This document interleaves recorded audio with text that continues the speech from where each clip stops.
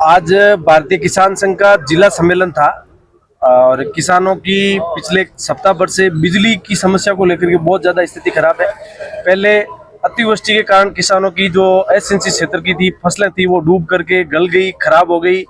लेकिन किसानों को जो सिंचित क्षेत्र की फसलें उससे उम्मीद थी, लेकिन पिछले एक सप्ताह से बिजली संकट के कारण सरकार किसानों को सही तरीके से बिजली नहीं दे पा रही है। वोल्टेज नहीं आते, ट्यूबवेल चालू नहीं होता, बार बार ट्रिप होता है। इसके कारण किसान पिछले लगातार 7 दिनों से सिंचाई नहीं कर पा रहे।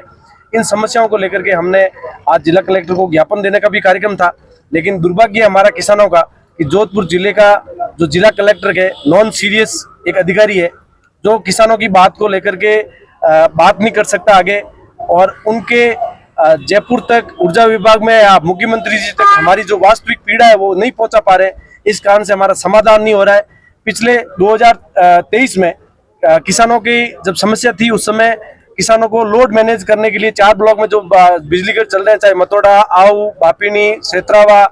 इन चामू, इन क्षेत्रों में वहां पर छूट मिली थी कि किसानों को 24 घंटे वहां पर 132 और 220 पर बिजली रहेगी, जिससे किसानों को 6 घंटे बिजली देने का प्रयास होगा। लेकिन अब 132 और 220 पे 10 से 12 घंटे का लोड शेडिंग का और शाम को 6 घंटे से 11 बजे तक बिजली कट का लिखित में आदेश जारी हो रखा है। इस कारण से किसानों को 2 से 3 घंटे घोषित रूप से बिजली मिल रही है और उसमें भी ट्रिपिंग, वोल्टेज की कमी के कारण किसान सिंचाई नहीं कर पा रहे। और बिल्कुल भी कलेक्टर को हमने कल सूचना दी थी कि किसान यहाँ मिलने आएंगे, और एक जिले के मुखिया के नाते किसानों को उम्मीद थी कि वो हमारी बात को जयपुर तक रखेंगे, लेकिन उन्होंने किसानों के मांगों को, किसानों की समस्या को बिल्कुल भी गंभीरता से नहीं लिया और वो अपने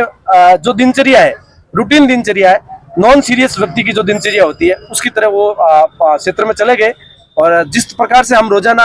यहाँ के जो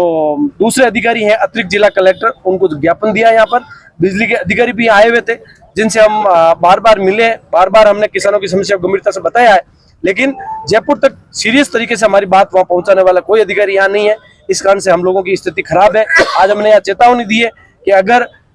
2-3 दिन में बिजली की स्थिति नहीं सुधरी तो किसानों की फसलें जल जाएगी, उसके बाद में कुछ भी हमारे हाथ में नहीं रहेगा, आपके हाथ में नहीं रहेगा, ऐसे हमने उनको अवगत करा दिया है। और जो हमारी फसल कटाई प्रयोग को लेकर के जो बातें थी वो भी हमने बताई है। फसल की खरीद को लेकर के समर्थन मूल्य पर बाजरा और मूंग की खरीद, मूंगफली खरीद के लिए भी अधिसूचना की मांग हमने रखी है। इसके साथ ही कृषि विश्वविद्यालय में एक अस्थायी तौर पर केयर टेकर कुलपति आया है, जिसने हमारी जीरे की वैरायटी जो लॉन्च होने वाली थी उस अधिकारी को हटा करके बहुराष्ट्रीय कंपनियों के एजेंट के तौर पर वहां काम किया है।